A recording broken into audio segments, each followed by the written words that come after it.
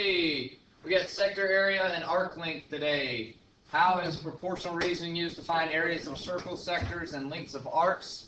Our learning goal is to find the area of sectors and find arc length. Our key terms today are sector of a circle, segment of a circle, and arc length.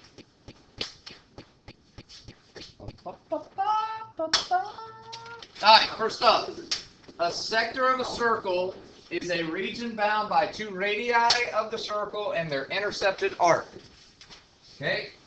Do we have to write this down? Yeah. Alright. Here is the easy part to remember about a sector of a circle, okay guys? It's a piece of pizza. There you go. How many of you ever had pizza before? Okay. How many of you ever had pizza that comes like circle? Circled like in the shape of a circle. No. I go. Joe Beth, you and I apparently are the only people with pizza before, okay? Joe Beth, have you ever eaten a piece of that pizza? Yeah. Then you've eaten a sector of the circle. A piece of the circle. That's all it is, guys. That's all it is. It's really, really easy, okay? And calculating the area of the sector is incredibly easy as well. We called this angle, Rachel, a central angle, right? Remember that? Two radii come together. That's what we did yesterday. We said when those two radii come together, they form a central angle. And that central angle is the same as the arc measurement, right? Yeah. Y'all remember this? They were congruent, okay? Well, to calculate the area of the sector, here's all you do. You take your area of a circle formula, pi times radius squared, and then you multiply all that together and multiply it by the fraction of what? Your arc measurement over 360 degrees. Alright. Now we're I'm gonna get very intuitive with you. If I have a circle with a radius of 5 inches, and I said, hey y'all, what is the area of that circle? Hear me out. Hear me out. I said the area of the entire circle. How many degrees would that encompass of the circle? So really, when you do your area of a circle formula, you're taking 360 of the 360 total degrees, right? Think about it. Yep, and what does that fraction reduce to? 1. So that's why the shortened version of the area of the circle formula is what you always see. Pi times radius squared. Okay? Sometimes, though, I don't want the entire circle. Just does this the whole day? I just want a sector of the circle, right? I just want a piece of that circle. So when you calculate the area, you'll go pi times radius squared times, we call that theta, which is just your central angle measurement or your arc measurement. Okay, everybody with me there? Over 360. And when you think about it that way, you'll never forget this, okay? So You hear me? technically, it's like always there. It's just a good. Always there. It's You just the just, degree you're putting in. it's just in 4th grade, they don't teach you that it's there, okay? And they shouldn't, because then you'd get into a bunch of confusing stuff, right? Y'all got me though? So it's always been there, you just didn't know it was there, okay? So can you just type that in? Yeah, type that straight in your calculator. I would put, in your calculator, you could put, y'all know how to find pi, right? Shift, and then the times 10 to the x. I got 164. Pi times, and then I put 12 squared in parentheses, times 131 over 360. You should be getting 164.6. Yeah. Okay?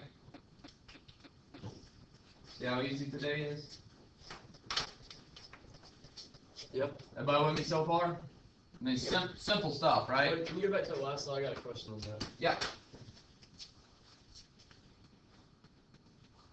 What about the M? Like, what's the M? It just means the arc measurement or the central angle measurement. Yeah, it's kind of like X. Like they're Theta becomes M. Alright. Okay. If you see your on your formula sheets, you'll see this under very bottom. It's the last thing on the left. It says pi radius squared, and it says times, and it has theta over 360. And remember, we said theta. You know, last unit theta was what? It was that angle measurement, right? And I said, hey, later on, our understanding of theta expands. Theta is any type of degree measurement, okay? And we measure arcs in degrees, okay? Everybody with me there? Yeah. Okay, cool. I assume you know how to do that one. And I assume you know how to do this one. I'll show you this one. A windshield wiper blade is 18 inches long to the nearest square inch. What is the area covered by the blade as it rotates through an angle of 122? Setting up the problem here. So what you do, pi times 9 squared. 18 inches, right? And that 18 inches covers how many total degrees? 122. 122 degrees, right? Are we trying to find the little thing? Yeah. All you'd be finding is, I don't know. let me slide this over The here. pizza slice. There you go. Okay. All you're finding is, if I continued on with this circle, okay, you'd just be finding, I don't know how it would work. Already messed up my circle here. Okay, you'd be finding 122. Don't worry about this. Yeah, I don't think that's how it works. That's a nice piece. Someone, no. Somebody needs to go back to drawing school. All right. So You'd be finding 122 of the 360 degrees of the circle with an 18-inch radius. I got you. Okay. Wait, It's so much easier when you have a windshield wiper hand. wait, isn't the 18 inches the diameter? It's 18 inch long, so then you would. No.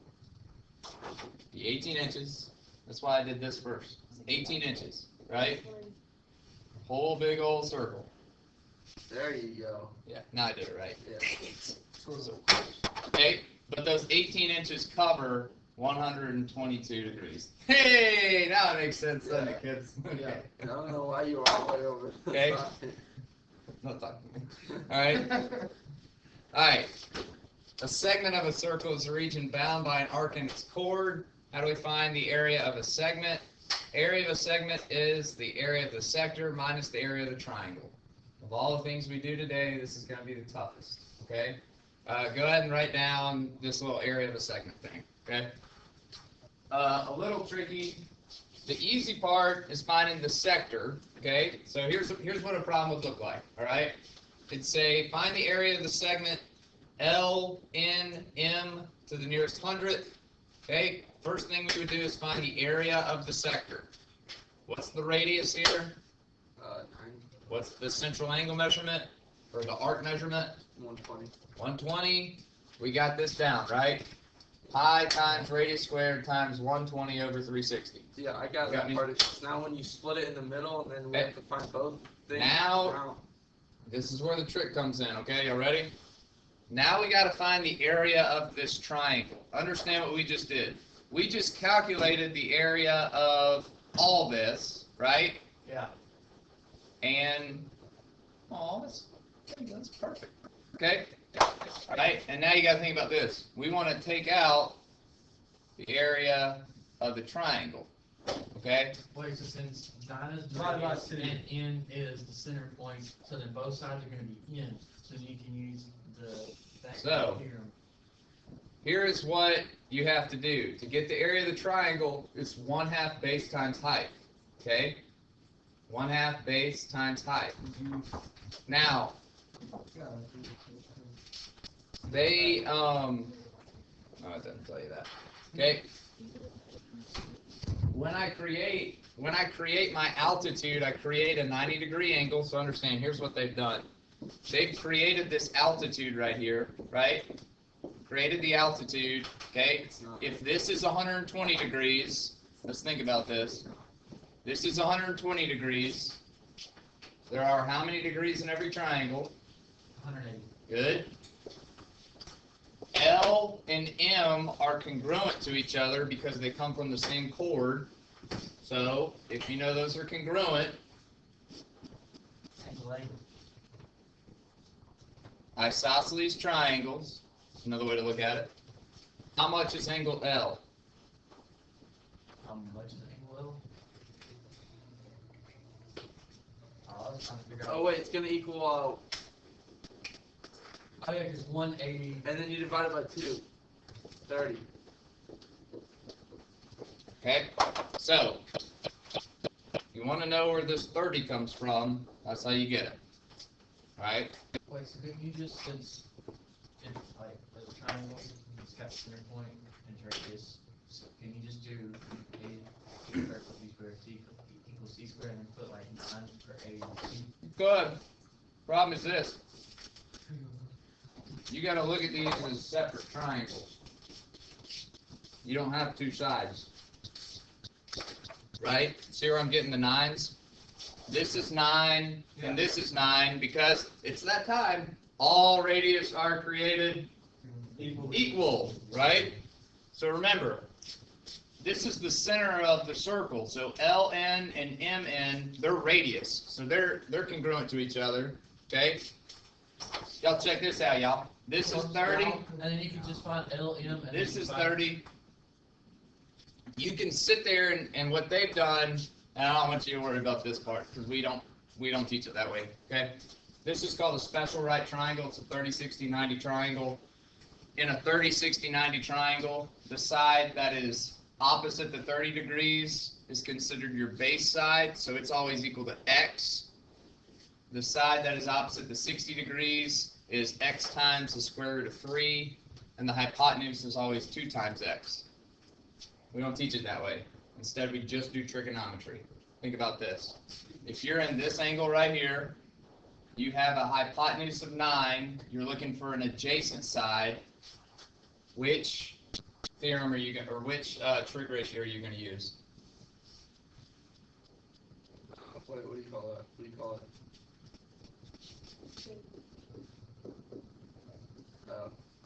Oh. So wait. So you have, You're looking for adjacent, you have hypotenuse. okay, Sine. so you have, yeah, Cosine. some, oh, like, yeah, Cosine. You're going to say cosine 30 equals x, which is adjacent, over hypotenuse of 9, multiply 9 times cosine 30. Tell me what you get. Oh! Okay, I'm going. No, you're not. I'm sitting there looking at me. I'm trying to eat a biscuit. You are eating. Wonder why. I got 7.71. 7.79. Okay? 7.79. Alright? What is sine? So now we can do the same thing. We could go sine of 30, which is going to be equal to the opposite side, right? What's 9 times sine of 30? -1. No. 4.5. 4.5. Okay? Now, I told you this was the complicated part, right? You need the entire base of the triangle. Right now, you've only got half of that, and half of that is 7.79. Multiply it by 2, what do you get? What's 7.79 times 2? 15.58. 15.58, right? So check this out. The area of this triangle is going to be 15.58 times 4.5 divided by 2. All that is approximate. Go ahead, tell me what you get. 15.58 times 4.5 divided by 2. 20.25, 3. 35.055. Okay, 35.05. Bradley, in your calculator, put 20.25 square root of 3, hit equal. What do you get? Three equal. 35.074. 35.074. What were y'all getting? 35.05. Oh, So we're in the ballpark when we say that. Okay? Told y'all, this is the hard part, right? You gotta do 2 trigs, you gotta make sure you multiply the bases, and then you gotta find the height, alright? Good, me too. My question is, Good. why can't you just do like the a squared plus b squared plus c squared? Because then you could just find. You only have one side of the right No, because you triangle, got n m and then you got n l. which is fine, but this isn't a right angle, and this isn't a right angle, and this isn't a right angle, so you don't have the Pythagorean theorem available. Ah, yeah. Oh, yeah. Alright. Just like we just used the formula for the area of a circle to find the sector, we can find the arc length using our formula for the circumference of a circle. The exact same principle. Dalton, did you do your homework last night? No lie. Yeah, I did. You did? So you saw some circumference problems on there? Isn't that the round part of it? Yeah, the round part. Literally the part that goes around the circle. It's okay? like the perimeter. Yeah, we don't have the perimeter for circles, we have circumference, right? So you're talking about the distance around the circle, correct? And guess what? When you learned distance, or when you learned circumference, you knew it was pi times diameter. Circumference of a circle. Pi times diameter or 2 times pi times radius. Yes, Mr. Hobbs, that's what I learned. Pi Yes, times Mr. Martin, diameter. that's what I learned. Okay, well guess what they didn't tell you? That formula for It's wrong. circumference of a circle, Can we use remote flow? pi times diameter times what? 360 over 360 for the entire circle, correct? Yeah. If you don't want the entire circle, you substitute in, 1. no, whatever your arc measurement is. Same thing we've been doing. Y'all hear me? See this? Goes back to Joe Beth and her pizza slice, right? Now all of a sudden, Joe Beth, I'm just going to talk to Joe Beth because none of you other jokers like pizza apparently. Joe Beth, if you think about it, what is the outermost part of a circular pizza called? The what? So if you wanted to measure the slice, if you wanted to measure, the crust on a given slice of pizza, this is what you do, okay? Cool, right? We could do it sometime. What's that? I think I'm so bored of That's pizza how not you, do. that's how you apply, natural light order pizza. Sure. Measuring crusts. So one day when you're running Joe Beth's pizza stand, all right, and you're selling your pizza and you need to know how much dough to make for your crusts, you can come back to this formula. Wait, what's that bottom equation? Can I order a pizza and we eat it in here? If I make this, we get a pizza, I'm alright? okay with that. What's that? What's that bottom for? Is that for the? Wow. Yeah, this is just that same formula we just used. Oh. Pi times diameter. All right, real quick. Hey guys, calculate it for me. See if you know how to do it. Y'all do this one on your own. Let's see if we know what we're doing. Friends, duh. All right. Here we go. Find the arc length. Give the answers in terms of pi and round to the nearest hundredth. Miss Craig, what'd you write down? Okay, you don't apply it, just- Let's see here. Times 8, and then you put, I don't know. Arc length. Tell me what formula did you use?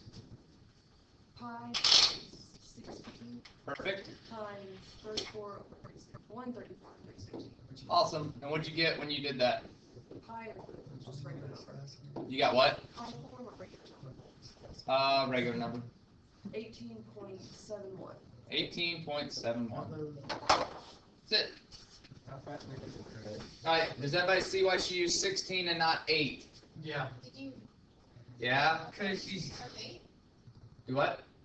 Did it at the beginning of it, you multiply that times 8? Yeah, you could. Yeah. But remember, there's 2 different ways to write your circumference formula. It's on your sheets. You could write it as 2 times pi times radius, or, think about it, since the diameter is twice the radius, you could just write pi times diameter. The easier thing to do is to write pi times diameter. But you can do it either way, okay? Y'all with me on that? I don't know which one No. to put in there. No, don't do I that. have a great question. So right here, if you know that 8 is the radius, make sure you double that when you put it in your formula. So, I thought how do you know what, like, you said to double it, but how do you know, I thought we took, we had 16 in there at one point and put 8. And now we're still got 16. so confused. Check it out, boss. What's the radius here? I can help you out. 8, If the radius is 8, what's the diameter? 16. I would give mine. Okay. Alright. Please be it. No. Yes. 5-minute break.